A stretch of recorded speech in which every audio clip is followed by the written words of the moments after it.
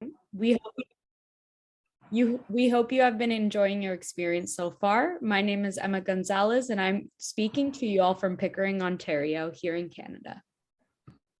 Hi, and I'm Donovan Martin, coming in from Winnipeg, Manitoba, occasionally called Winterpeg. The city's so cold that it's been known to have temperatures below Mars at -53 degrees Celsius. But despite the coldness of my city, I'd like to extend a warm welcome to everyone here.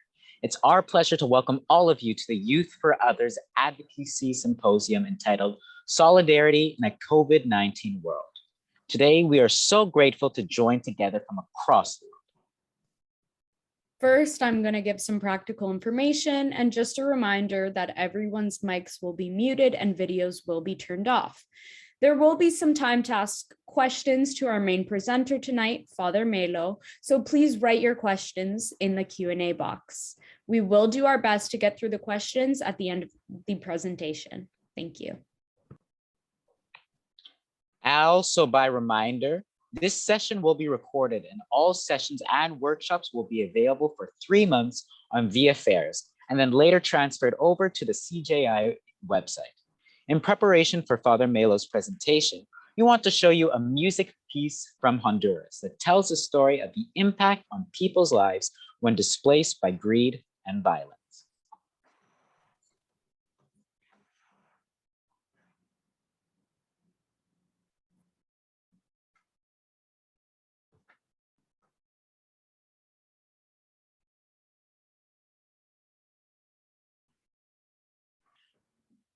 Muy buenas noches, buenas tardes, buenas noches. Un saludo desde Honduras para la comunidad de Canadá que estamos en América Central y con una extensión que es cerca de 100 veces más pequeño que Canadá. Y en esta ocasión, amigas y amigos, quiero hablarles que el deterioro ambiental y ecológico de nuestro país, la masiva migración de jóvenes, especialmente hacia los Estados Unidos, la violencia, el narcotráfico, la corrupción y la violación de los derechos humanos son expresiones de un país con un sistema que tiene múltiples crisis, que me gustaría resumirlas en 3 grandes vertientes, en 3 grandes líneas. La primera vertiente de esta crisis es lo que podemos llamar la agudización de la desigualdad. Todos los signos apuntan a que con la pandemia del coronavirus se seguirán empoderando los grupos e individuos que ya venían sosteniendo el modelo económico y político, así como también se van a arrinconar a mayor miseria a quienes ya estaban antes de la pandemia sin oportunidades para vivir dignamente. No existen signos que apunten en otra dirección.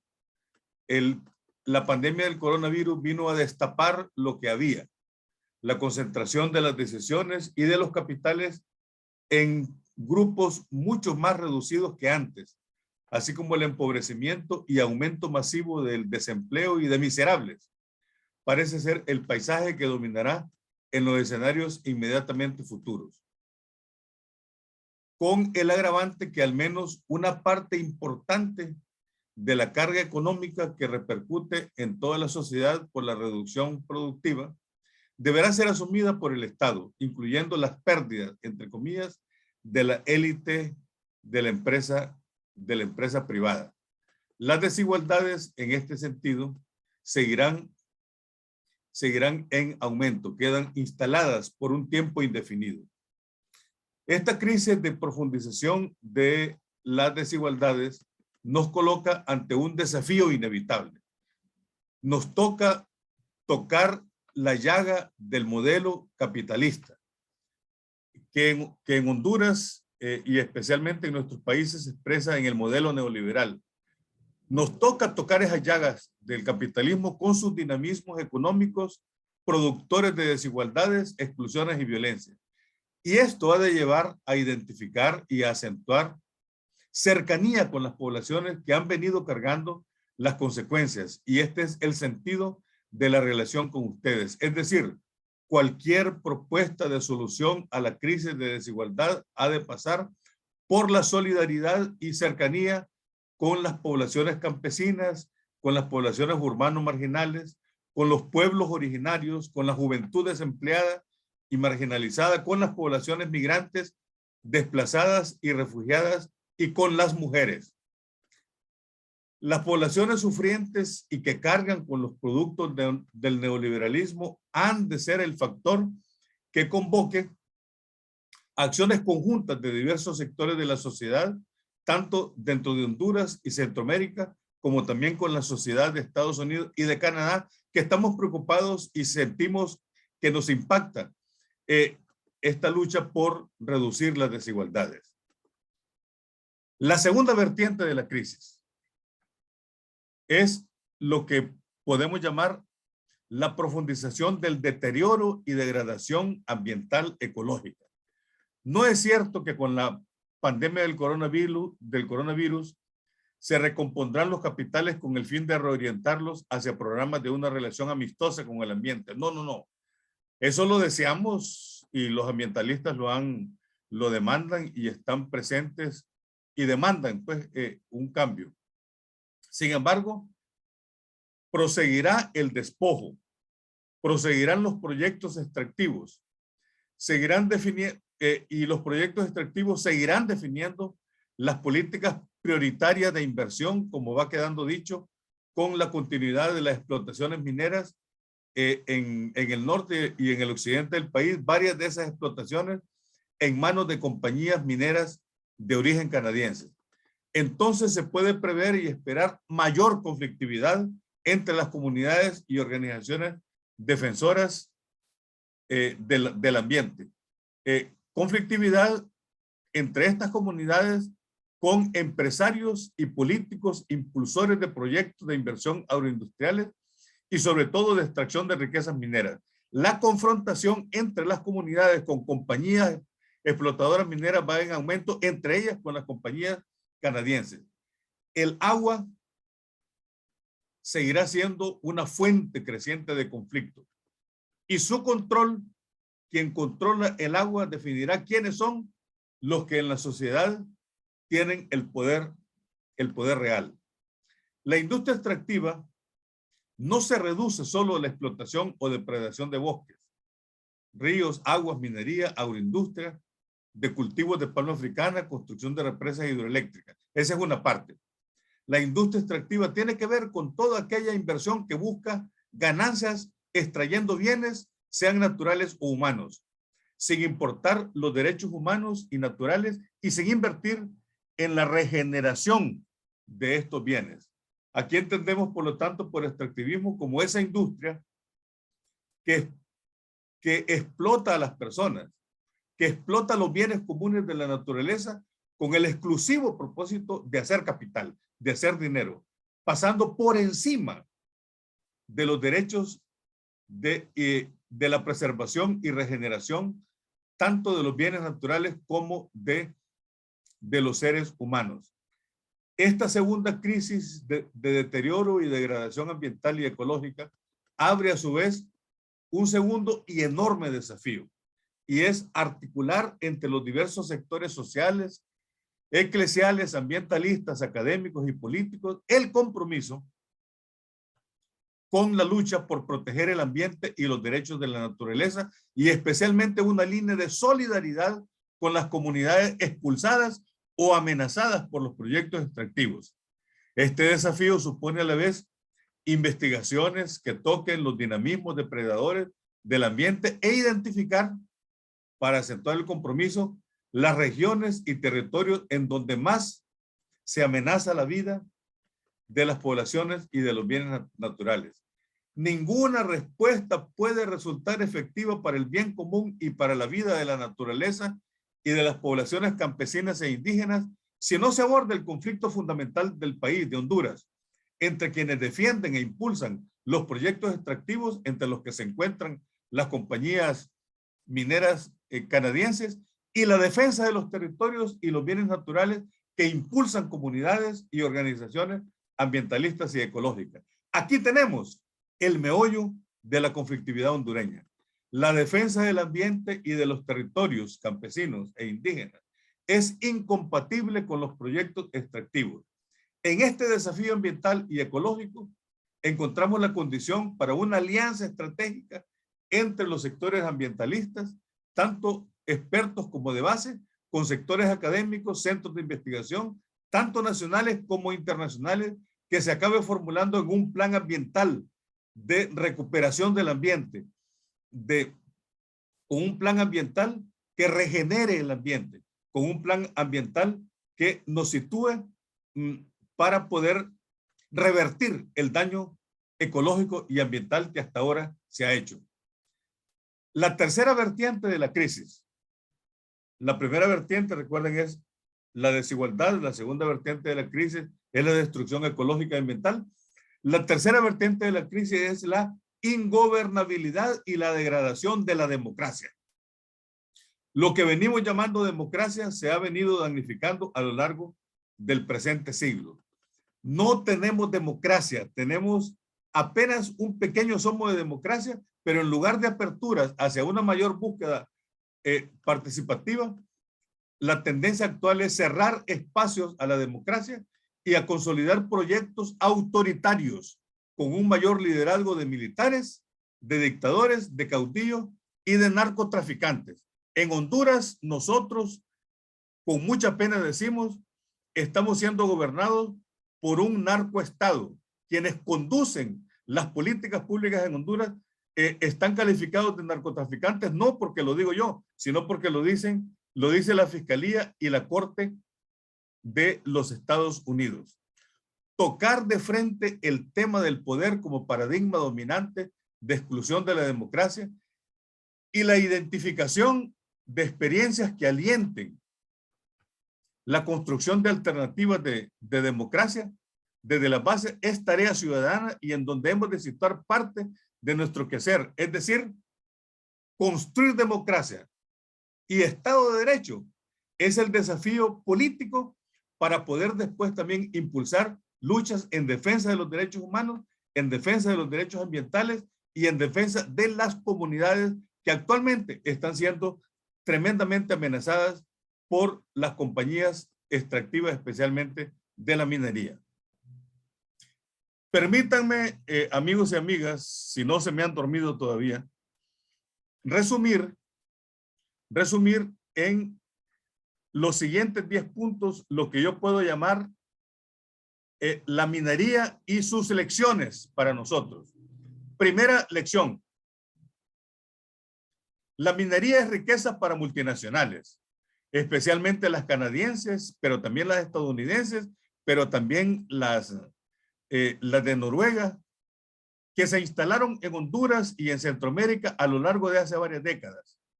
Y es de beneficios y de corrupción para funcionarios y políticos locales y desastres ecológicos, ambientales y amenazas crecientes a la vida de las comunidades y sus luchadores.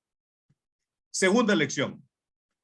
La explotación minera y los proyectos hidroeléctricos van unidos por el mismo modelo extractivo, el modelo consumista y de contaminación. Como contrapartida a los daños a las comunidades, los propietarios de las compañías mineras viven en niveles de vida superflua en sus países de origen, niveles de vida de lujo y de derroche cada vez mayores. Tercera lección. La presencia y explotación minera conlleva y promueve e incentiva la división en las comunidades, la corrupción y destruye las formas de vida en las comunidades. Porque la explotación minera rompe los tejidos humanos, los tejidos comunitarios en las comunidades y en los territorios. Cuarta lección. Nos encontramos con dos cosmovisiones. Primera cosmovisión. La madre tierra y naturaleza, que es vida y don sagrado para pueblos y comunidades. Nuestra madre tierra está destrozada. Le han partido el corazón y es un atentado contra Dios. Y la segunda cosmovisión es la que se basa en los negocios, en el capital, en el dinero, en el crecimiento, en el desarrollo, en el bienestar económico, en la extracción de los recursos para beneficio de compañías mineras y para sus principales promotores. La quinta lección. Los proyectos mineros, las concesiones hídricas y represas hidroeléctricas están provocando un fenómeno creciente de rebeldía y de resistencia. Muchas de sus manifestaciones suceden en territorios de pueblos indígenas y en comunidades campesinas que experimentan que sus vidas, sus bienes y sus culturas están amenazados. La sexta lección. Como contrapartida, las compañías mineras, en alianzas con empresarios nacionales y autoridades públicas, amenazan, persiguen, secuestran e incluso asesinan a dirigentes, hombres y mujeres y comunidades a través de la represión y las armas. Lección número 7. Existe una creciente tendencia en nuestros países por aprobar figuras jurídicas con el propósito de criminalizar las luchas de resistencia contra la explotación minera. Cada vez más los diputados son electos para que aprueben legislaciones que favorecen a las compañías mineras y criminalizan a los defensores del ambiente. Lección número 8. Como parte de las armas contra la resistencia y las rebeldías, las compañías mineras han logrado una alianza con los comunicadores nacionales, con los medios de comunicación, para crear un cerco mediático con el propósito de controlar la información, con el propósito de desfigurar las luchas y a sus dirigencias y presentar, entre comillas, las bondades de la minería. Número 9. Las comunidades y las organizaciones ambientales se apoyan en medios de comunicación alternativos y en las redes sociales, que se van convirtiendo en instrumentos para contrarrestar, entre comillas, la verdad de las mineras, la verdad oficial, sin capacidad todavía de contrarrestar el cerco mediático, pero representan estos medios alternativos con las redes sociales una enorme capacidad potencial para defender los derechos humanos y los derechos ambientales. Y número 10, las corporaciones mineras son las mismas que están en distintos países y vislumbradas por el oro conforman un bloque elitista. Las compañías mineras que están en Honduras son las mismas que están en Guatemala, son las mismas que están en Perú, son las mismas que están en Nicaragua, con nombres distintos y con figuras jurídicas distintas, pero son las mismas. ¿Cómo emprender luchas que fortalezcan nuestras identidades y que contrarresten el peligro de dejarnos engañar, vislumbrar por el oro? ¿Cómo conformar plataformas, bloques entre Honduras, con Guatemala, con El Salvador, con México, con Estados Unidos, con Canadá? ¿Cómo impulsar, conformar plataformas, bloques que articulen nuestras luchas nacionales con las luchas centroamericanas y latinoamericanas? Todos los pasos para articular respuestas desde lo local, en alianza con organizaciones que residen en el lugar de origen de las compañías mineras, serán muy necesarios, porque ninguna lucha local, oigan bien lo que digo, ninguna lucha local en contra de las corporaciones mineras será fructífera sin una estrecha alianza internacional con quienes desde los países nativos de las compañías luchan en contra de la explotación minera. No hay manera de lograr éxitos locales sin una articulación internacional. Esto es las 10 lecciones que recojo de la explotación minera, y aquí lo dejo para dejar abierto para las preguntas. Muchísimas gracias.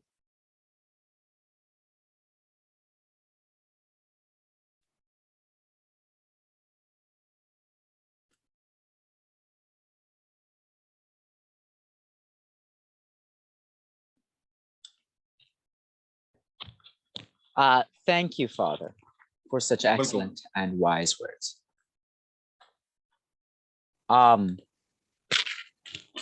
Before we get into the questions, let's just give another round of applause for his excellent words and further give him a well-deserved introduction.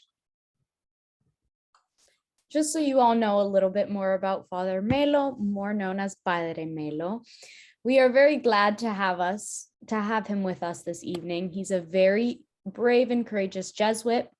Father Ismael Moreno, more commonly known as Padre Melo, is the director of ERIC, Equipo de Reflexión, Investigación y Comunicación, a team for reflection, research, and communication in Honduras. Padre Melo has also been serving the community of El Progreso in northern Honduras for 14 years. Both organizations are committed to promoting human rights and raising awareness of social injustice. The local independent station, Radio Progreso, reaches over 1.5 million listeners all around. El Progreso provides for the arena of marginalized communities to speak out against injustices. Padre Melo was awarded the 2015 Rafto Prize for his work promoting human rights and freedom of expression. Despite being under constant threats of attack and assault for his work, Padre Melo continues to share the stories of marginalized peoples, environmentalists, journalists, and opposition activists who struggle for justice in the face of an oppressive and heavily militarized government. Father Melo is a friend and partner of CJI. Thanks to the commitment and involvement of many Canadians, we have supported the work of Radio Progreso, not only by funding some of their work, but by writing letters of our support to their government, by decreeing the violations of human rights, and with our friendship. You will find examples of this support on our website. Hola, Padre. Aquí tenemos una pregunta. ¿Cómo usted mantiene un frente fuerte al tratar con aquellos que se oponen a sus actos de defensa? Disculpe otra vez la pregunta, no la capté bien. ¿Cómo usted mantiene un frente fuerte al tratar con aquellos que se oponen a sus actos de defensa? Bueno, porque nosotros con mi equipo de Radio Progreso y del ERIC tenemos una gran cercanía con las comunidades. Las comunidades son para nosotros nuestra mayor fortaleza.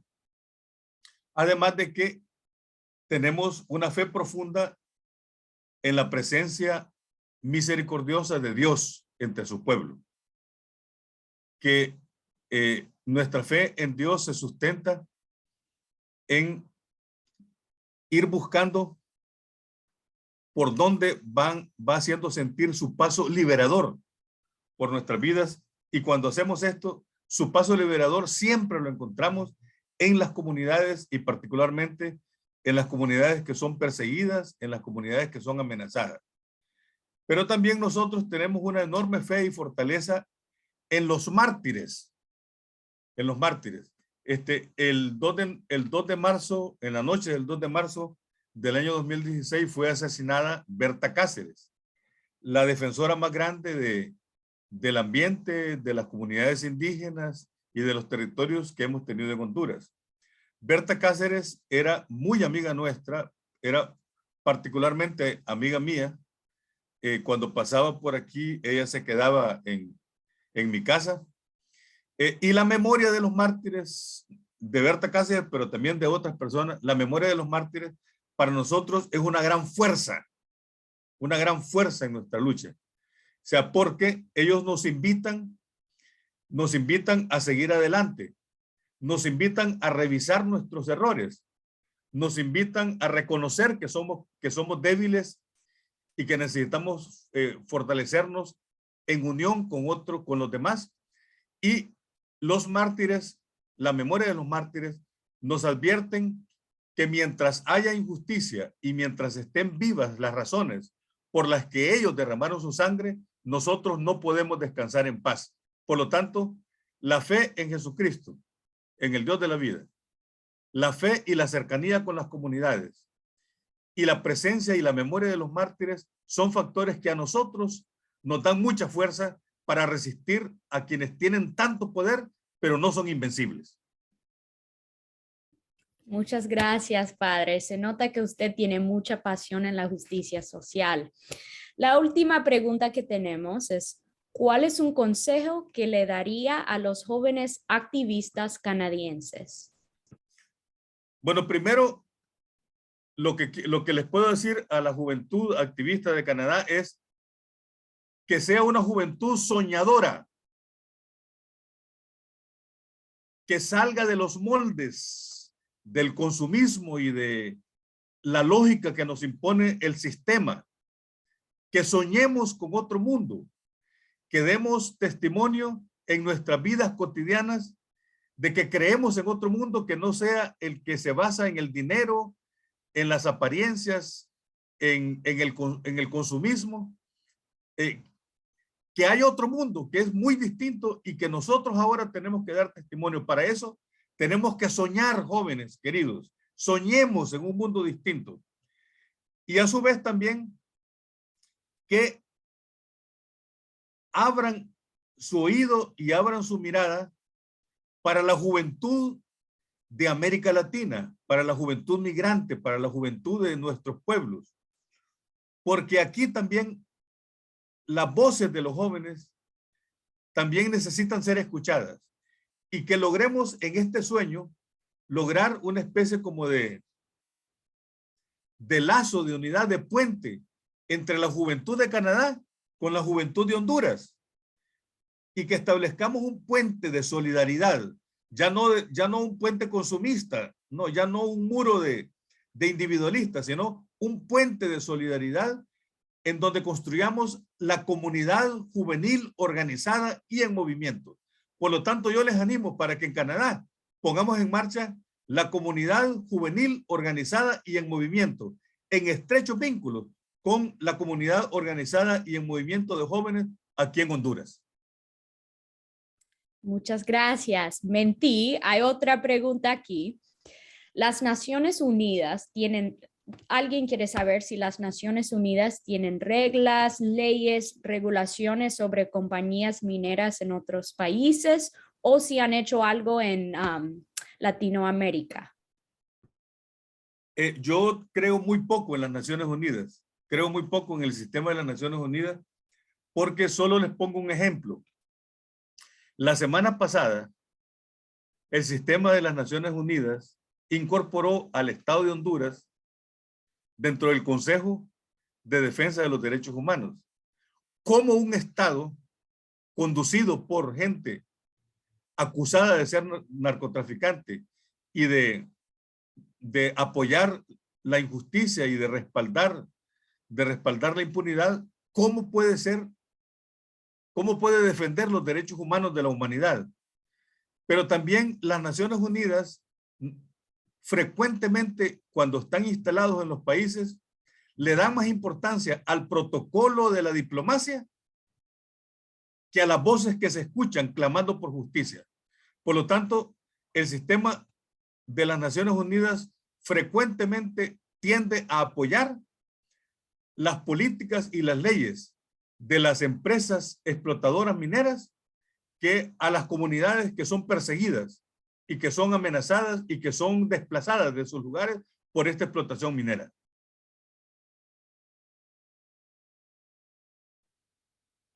Muchas gracias. Donovan, I'm going to pass the microphone to you. Thank you so much. And again, thank you, Father. We now want to show a music piece from Honduras. This piece tells the story of the impact on people's lives of greed and violence and how they're displaced because of it.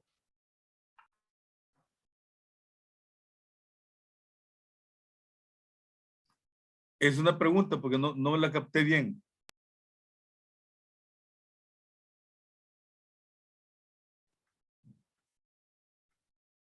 Una familia en situación de pobreza migró del campo huyendo de la minera.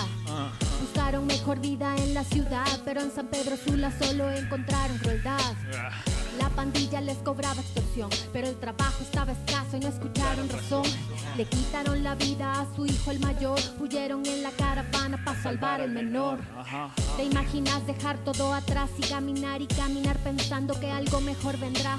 Y que al cruzar en la frontera Guatemala militares te reciban con violencia y con balas. Fatal. Les dispersaron pero van a su destino, su voluntad más fuerte que las piedras del camino. Los pies cansados y el estómago con hambre, cruzaron Guatemala hasta el río Suchiate. Una balsita de madera con llantas de tractor cruza el Suchiate de noche, burla puestos de control. Una familia con hijos busca un futuro mejor. Nadie atraviesa el infierno cuando le queda otra opción. Caminan para esquivar el retén de la carretera. Han escuchado del abuso policial allá afuera. Están en tierras chapanecas buscando una bestia que le ha arrebatado a muchos la esperanza y las piernas. Además de migración que por color pide papeles, máxima atención a los carteles que usan a las mujeres para la prostitución, hombres para el sicariato y niños para la extorsión. Así de crueles. Llegaron al desierto, atravesaron la frontera. El coyote pagado los abandonó allá afuera. Ahora solo ven arena y si la suerte les queda, los salvará la migra y los mandará de vuelta. Quédate en casa o te vamos a deportar, dicen los que han causado lo que nos hace migrar. Más que migrantes son miles de refugiados maltratados y abusados por las fuerzas del Estado. Quédate en casa o te vamos a deportar, dicen los que han causado lo que nos hace migrar. Más que migrantes son miles de refugiados maltratados y abusados por la fuerza del Estado. Rebeca, S.O.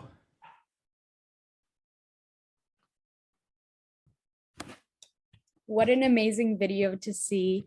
We would just like to again rephrase, Padre Melo, thank you so much for everything that you have done today. Thank you for joining us and sharing some of your knowledge and wisdom. For more conferences and webinars just like this, please come back tomorrow. You can go onto the CJI website to check about scheduling, and a reminder to double check for time zones just to make sure you get here for the right time. I would lastly like to again invite you all to our booths so you can view all of our amazing sponsors. We would like to say a huge thank you to University of Regina's Campion College, Jesuit Refugee Service Canada, the Jesuit Conference Office of Social Justice and Ecology, the Canadian Jesuit Province, and University of Manitoba St. Paul's College. Once again, I'd like to thank everyone for coming and have a good afternoon, good evening, or good night.